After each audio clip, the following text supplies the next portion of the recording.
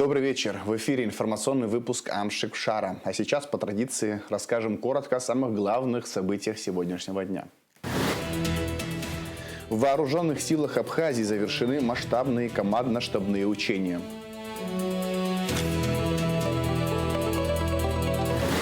Открытый чемпионат МЧС по пожарно-спасательному спорту прошел в поселке Агудзера.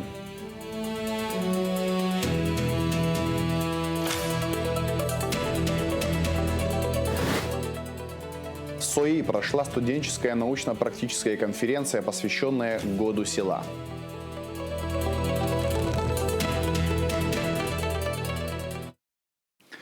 В вооруженных силах Абхазии завершены масштабные командно-штабные учения. Они проходили одновременно на всех полигонах страны, незнакомых участках местности и акватории Черного моря. Посетили учения премьер-министр Владимир Делба и вице-премьер Джансух Нанба. Репортаж Шазины Ханагуа.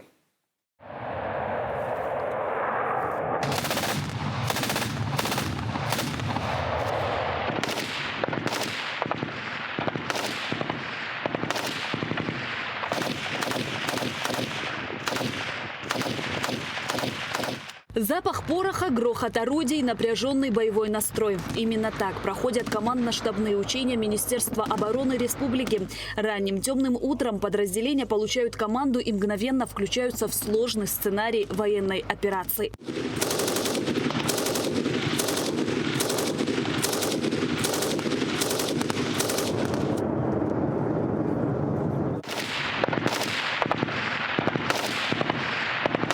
Темное время суток выбрано не случайно. Ночные действия требуют особой подготовки и повышенного мастерства. Командно-штабные учения проходили в сложных условиях, что позволило максимально проверить боевую готовность и координацию подразделений именно в тот момент, когда восприятие и взаимодействие усложняются. Командно-штабные учения посетили премьер-министр Владимир Делба и вице-премьер Джансух Нанба.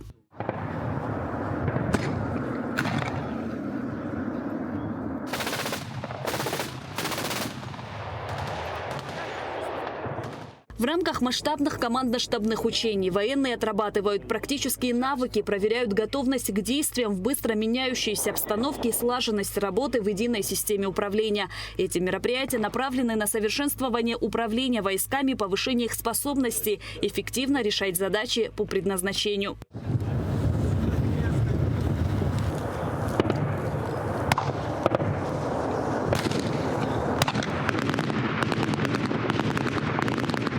Особое внимание уделяется опыту современных вооруженных конфликтов, внедрению новых способов действий войск, ведению разведки с применением беспилотных летательных аппаратов и средств радиоэлектронной борьбы.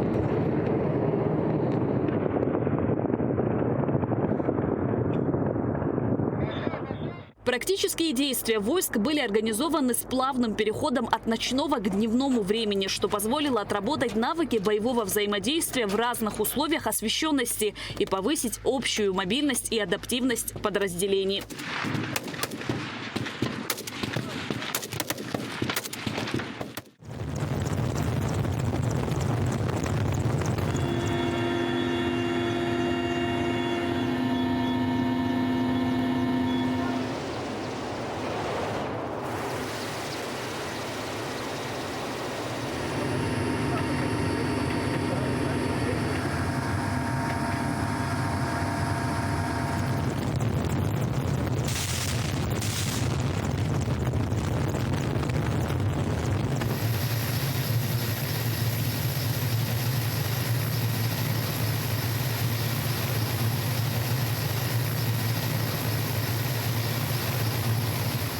Два дня вы здесь находитесь, все, что возможно и невозможно, все вы сделали. На вас надежда хорошая. В любом случае будем делать всегда свое дело, будем отрабатывать. Абхазия маленькая, будем защищать, как вот мы сегодня это делаем, как мы делаем на протяжении 33 лет. На рубежах нашей Родины такие молодые ребята, как вы, находятся. Молодцы. Поздравляю вас всех, все отработали.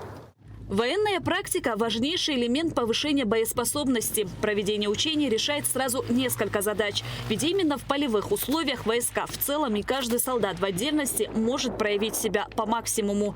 Все поставленные задачи были выполнены.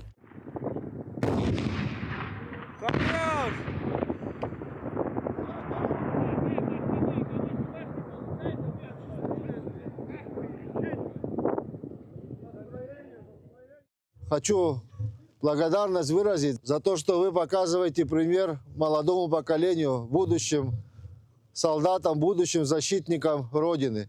Сегодня под руководством министра обороны, других руководителей были проведены учения. О самих результатах, наверное, еще рано говорить, но уже предварительно можно сказать, что достаточно высоко давали оценку в ходе проведения этих мероприятий. Поэтому еще раз поздравляю. Боевой дух, который у вас есть, я убежден, что он останется навсегда вместе с вами. Ровно так же, как вы его несли во время войны, освобождая Родину. На завершающем этапе на двух площадках, на двух полигонах были проведены боевые действия. В основном использовалось, выбрано было время, темное время суток, так как ночные действия более сложные считаются.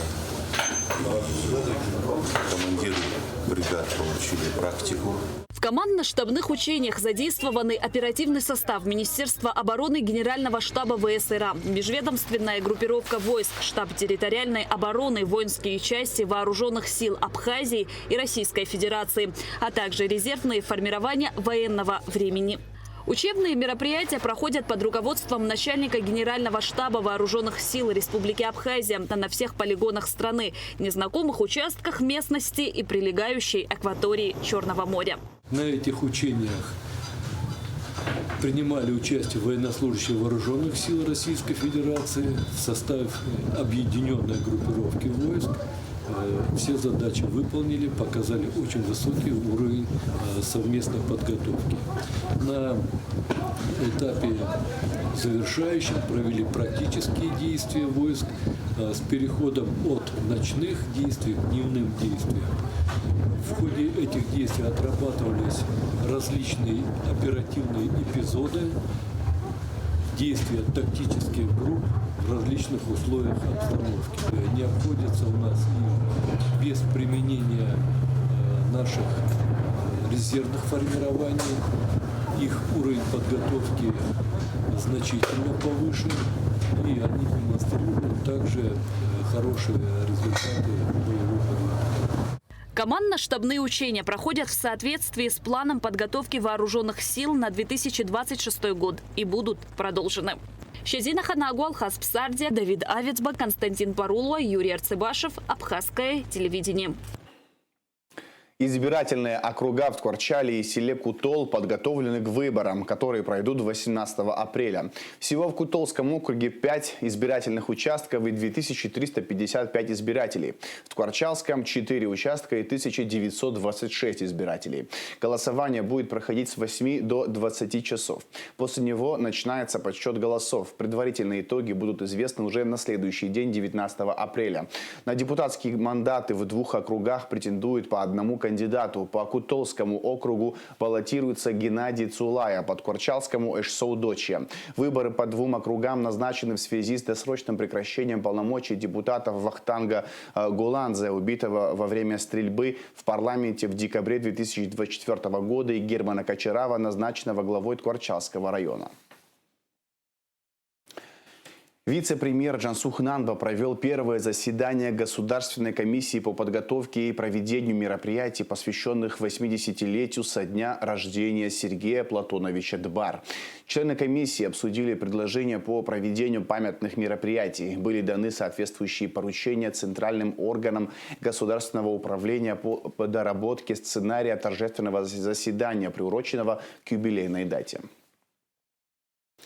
Открытый чемпионат МЧС по пожарно-спасательному спорту прошел в поселке Агудзера. В этом году мероприятию уделяется особое внимание, так как оно проходит накануне 20-летия создания службы. В соревнованиях участвуют 7 команд, подразделения со всех районов республики. Ирена Бакатели расскажет, кто показал наилучший результат. Чемпионат традиционно проводится Министерством по чрезвычайным ситуациям на базе пожарно-спасательной части в поселке Агудзера Гулрыбского района. Соревнования приурочены ко Дню пожарного, который отмечается 17 апреля и служит не только праздником для всех сотрудников, но и прекрасной возможностью продемонстрировать навыки и подготовленность пожарных. Конечно, ребята готовятся, показывают результаты. Это ежедневный труд, физическая подготовка, без чего необходимо выполнять те задачи, которые перед ними стоят. И сегодня вдвойне приятно, что накануне 20-летия создания службы, конечно, особый подход. Ребята очень старались, готовились, и будем смотреть, наблюдать, как они, насколько подготовлены. Думаю, что будет очень интересно нам всем и зрителям. Состязания включают в себя 4 ключевых упражнения, каждый из которых проверяет как физическую подготовку, так и командный дух участников. В первых 2 и последнем упражнении у каждой команды было по 2 попытки – основная и контрольная, где они могли улучшить свои результаты. Подъем по штурмовой лестнице. Участник должен максимально быстро подняться в окно 3-го этажа учебной башни. Затем установка и подъем по трехколенной выдвижной лестнице до 3-го этажа учебной башни. Это упражнение требует от участников высокой координации и слаженности действий. И, наконец, боевое развертывание. В этой командной дисциплине участники прокладывают рукавную линию и демонстрируют свою точность и скорость. Каждой команде была предоставлена лишь 1 попытка. Заключительное испытание – преодоление 100-метровой полосы с препятствиями. Здесь участники должны на бегу соединить пожарные рукава, что требует не только физической силы, но и скорости. Подготовка проходила более месяца. На протяжении месяца мы каждый 2-й день выходили на тренировку, занимались. И вот так как-то наши тренировки вроде прошли все успешно. Самое сложное, по моему мнению, это боевое развертывание, где имеют задействованы, точнее, все 5 человек. Там уже боишься подвести одного, другого и больше переживаний. И думаешь, ты как это все сделать красиво, чтобы прошло все успешно. А так самое легкое было выдвижная лестница, у нас все прекрасно получилось. И в целом все нормально. В соревнованиях приняли участие региональные подразделения МЧС Республики, команды из всех районов. В каждой команде по 5 участников, как опытных спасателей, так и молодых специалистов, готовых продемонстрировать свои навыки. Молодая команда, да, ребята, сотрудники, несколько сотрудников вообще буквально вот недавно, на месяца 2, как поступили к нам на работу, решили всю команду обновить полностью. Вот тренировок было крайне мало на подготовку, но все равно результат для такой короткой тренировки, результат, по-моему, удовлетворительный, нормальный, неплохой результат. На мероприятии присутствуют не только участники и организаторы, но и их семьи, друзья и коллеги, которые пришли поддержать близких людей. С детьми пришли папу нашего поддержать, чтобы они заняли призовое место. Очень болеем за нашего папу. Эмоции прям переполняют нас. В этом году на чемпионате развернулась захватывающая борьба за призовые места. 3-е место досталось команде Чимчирского района, продемонстрировавшей высокий уровень мастерства. Серебро завоевала команда Сухума, показавшая отличную игру и командный дух. А абсолютными чемпионами стали представители Гулрыбского района, которые с гордостью подняли победный кубок над головой. Эмоции, конечно же, переполняют, но я думаю, что победа была заслужена. Ребята долго и упорно тренировались, и эти тренировки принесли соответственный результат. Поздравляю всех, проигравших у нас нету, но цифры вещь упрямая, как говорится. Это закаляет боевой дух всех, весь личный состав и всех подразделений. Все участники чемпионата по пожарно-спасательному спорту были награждены грамотами, медалями и кубками, а призеры также получили денежные вознаграждения. Ирена Богателия, Ахрамич, Абхазское телевидение. Посол Абхазии в России Алхас Квициня встретился с послом по особым поручениям абхазского МИД Вито Гриттани. Вито Гриттани рассказал о деятельности дипломатического представительства Абхазии в Италии, которую он курирует совместно с Каном Таня. Он поделился ближайшими планами и пригласил Алхаса Квициня посетить офис представительства в Бари. Стороны подтвердили взаимную заинтересованность в развитии профессионального и гуманитарного сотрудничества. Конец эпохи. Военный контингент США официально покинул все военные базы на территории Сирии. После многолетнего присутствия последний американский конвой покинул базу Касрак на северо-востоке Арабской Республики. Американские войска были впервые размещены в Сирийской Республике в 2014 году под предлогом борьбы с ИГИЛ. Однако официального приглашения от правительства, возглавляемого в то время президентом Асадом, никогда не получали.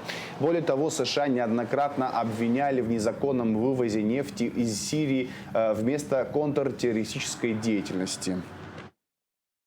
Что означает это историческое событие для Сирии в частности и для региона в целом? И как возвращение контроля над нефтяными полями скажется на темпах восстановления сирийской экономики, которая находилась в жесточайшей блокаде? Мы поговорили с директором Центра прикладного анализа международных трансформаций РУДН, кандидатом исторических наук Виталием Даниловым.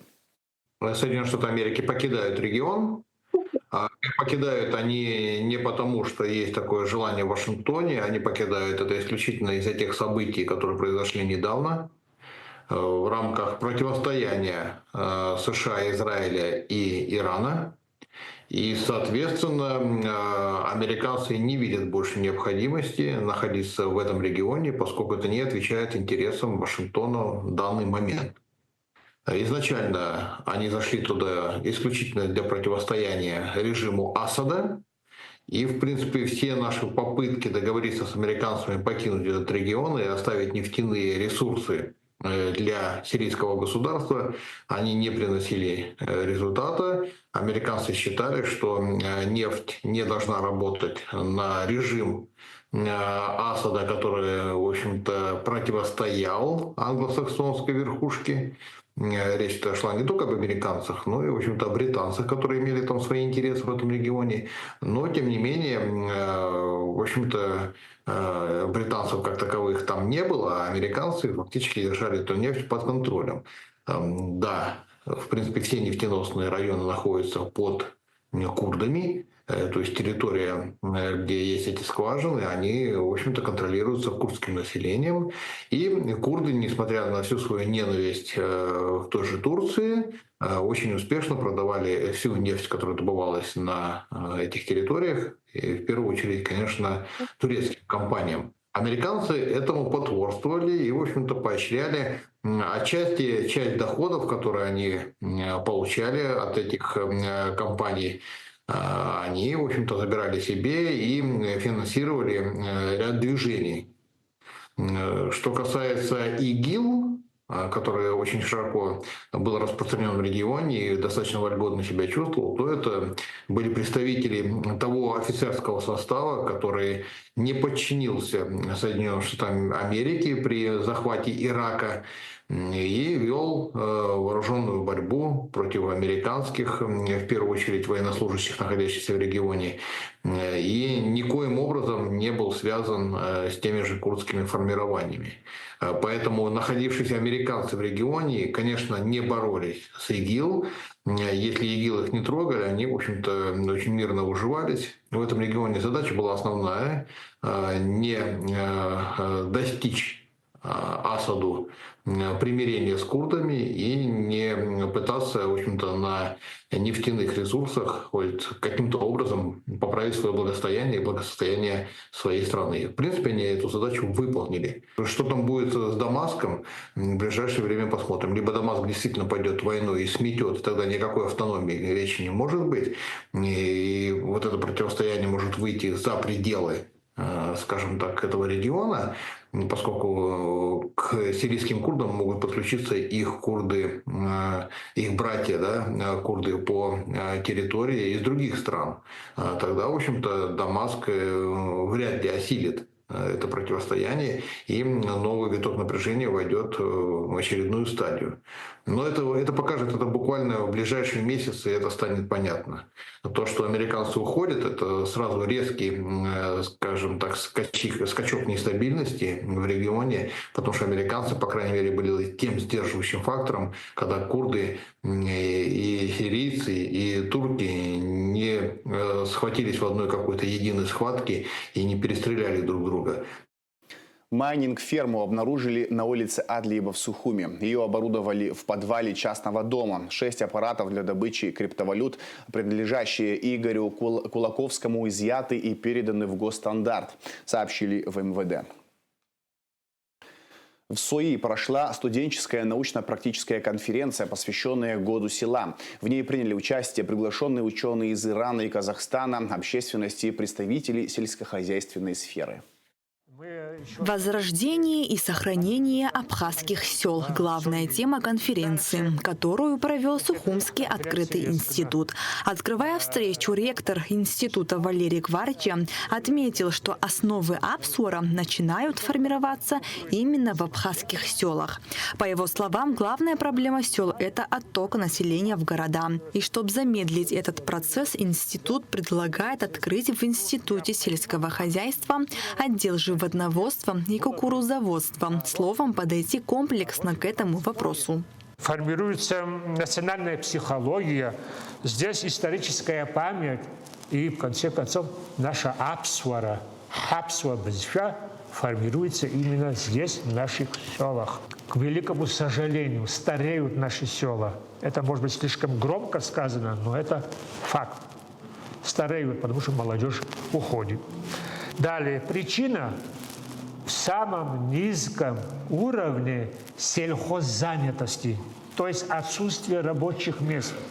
В селах Абхазии, по последним данным, насчитывается более 44 тысяч домохозяйств. Из них около 32% закрыты или же в них живут люди преклонного возраста. Этот факт говорит об оттоке населения из сел. В своих докладах выступающие делились мнением, как помочь селам и что необходимо сделать для их возрождения. Все проблемы, которые озвучивали касаемо сел, это, естественно, имеет, к сожалению, сегодня место.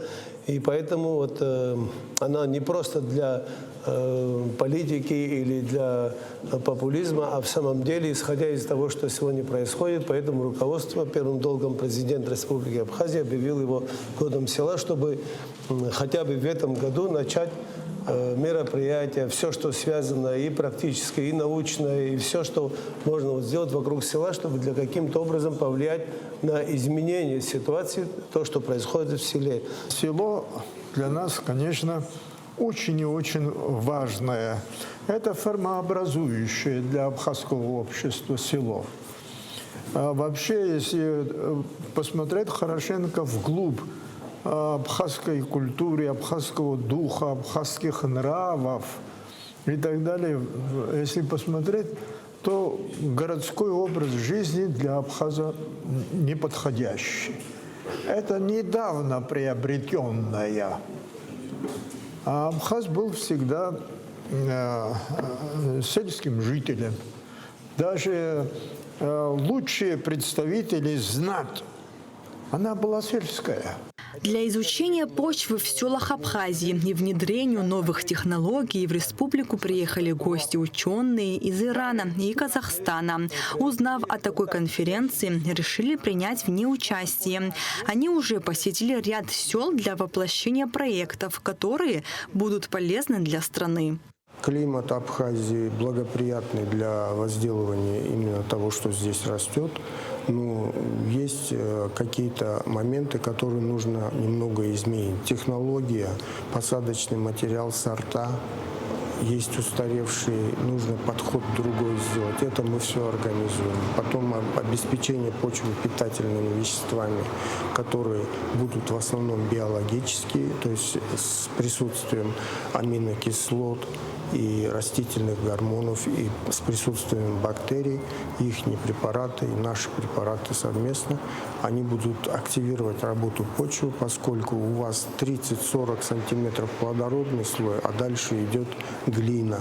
И это сильно препятствует работе корневой системы. У вас тоже, как в нашей стране, проблемы от почвы есть, потому что много минеральных удобрений пользуется, вот это все почвы портится. Ну, поэтому мы с приглашением инвестиционные сельское хозяйство Абхазии. Мы приехали сюда, мы хотим от свои продукты лечить вот это ваши проблемы. Доклады о развитии сел подготовили и студенты Сухумского открытого института. Сам институт за время своей работы успел выпустить более 60 научных трудов по сельскому хозяйству. Нала Чхиндерия, Алексей Акухава, Абхазское телевидение. Более 300 рабочих задействованы в реконструкции столичной набережной. На всех участках полным ходом идет масштабная реконструкция. Сейчас ведутся работы по монтажу скрытых коммуникаций, заливка бетонного основания под укладку брусчатки и подготовка парапета к гранитному покрытию. Также продолжается работа по реставрации памятника неизвестному солдату, которую планируют завершить к Дню Победы 9 мая. А на исторической части набережной археологи продолжают раскопки. Значит, в городе Сухум на набережной идут монтажно-демонтажные работы. На данном этапе производятся работы по монтажу скрытых коммуникаций, устройству бетонного основания под уже устройство брусчатки. Идет подготовка парапета к гранитному покрытию. Также идет работа по реставрации памятнику неизвестному солдату. Археологи продолжают раскопки. Работы ведутся в полном масштабе на всех участках. Также каждый день к нам прибывает несколько партий строительных материалов, гранита, брусчатки, коммуникации. Как известно, значит, на набережной будет устроено несколько зон прогулочных. Это солнечный променад, тенистый променад и далее будет идти выделенная велосеть, велодорожка.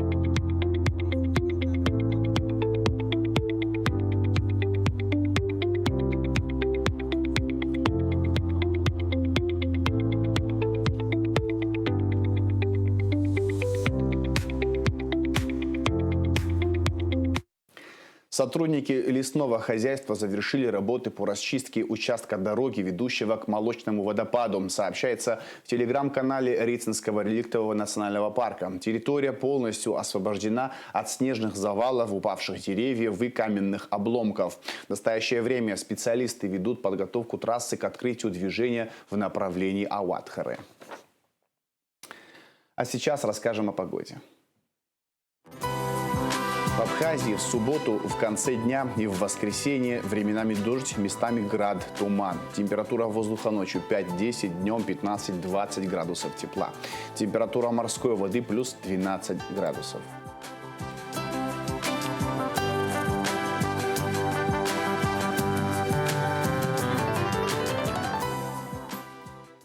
На этом информационный выпуск Амшукшара подошел к концу. Всего хорошего. До свидания.